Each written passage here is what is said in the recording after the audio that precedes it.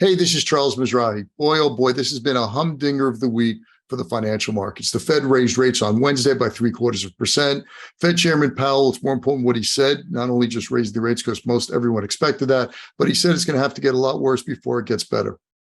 And the Dow, major market indices, the S&P and Nasdaq all took it on the chin. Nasdaq's down over 30% on the end. Many stocks are down 80, 90% from their peak, story stocks, that is. And even quality companies are down 20 and 30%. Because, folks, when the bear comes to Broad and Wall Street, he doesn't care what he eats. First, he eats the weak companies, then he goes for the great companies. And that's what we're seeing now. And probably saying, hey, Charles, why do you look so upbeat about it? Because over the long term, folks, it doesn't mean a thing. And here's why. When you're investing in stocks, you're investing in pieces of a business. You're not investing in the general market. You're not on Main Street buying a piece of every single business. You're only buying a handful or a small group of the best and strongest companies at attractive prices. And when you do that, that has shown time and time again how real wealth is created. Let me give you an example. Back in 1965, Berkshire Hathaway went public. Does anyone remember what interest rates were? And in 1970, Walmart went public. Does anyone remember what the unemployment rate was? And in 1986, Microsoft went public. Who was sitting in the White House? Did Congress, was it led by Democrats or Republicans at the time? What was the prime rate?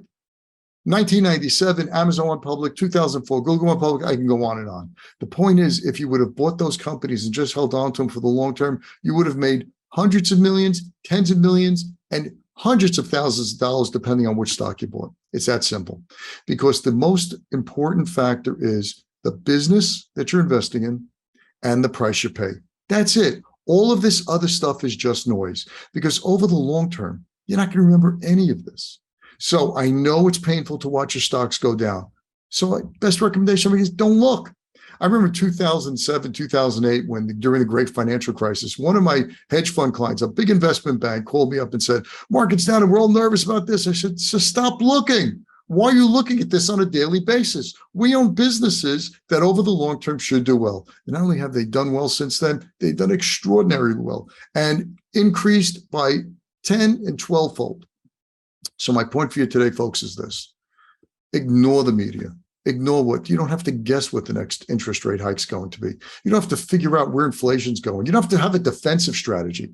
The best strategy is this most simplest, and that's to invest in high quality businesses when they're trading at attractive prices. Now, you know, Charles, what's an attractive price? Well, each month, for those of you subscribers to Alpha Investor, I give out one stock recommendation, which is thoroughly researched. And I tell you what the valuation is according to me and where the stock's trading at. And where the valuation of the company is here and the stock price is all the way down here, that's the time you want to buy.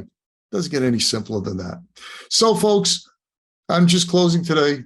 Stop worrying. Enjoy life. Life's too short as it is. Why spend it trying to figure out where the stock market's going in every next 5 minutes, 10 minutes, or where interest rates are going? It's going to happen regardless. The only thing that you can know is what type of business you're investing in and the price you're going to pay. This is Charles Mizrahi. Thanks for watching.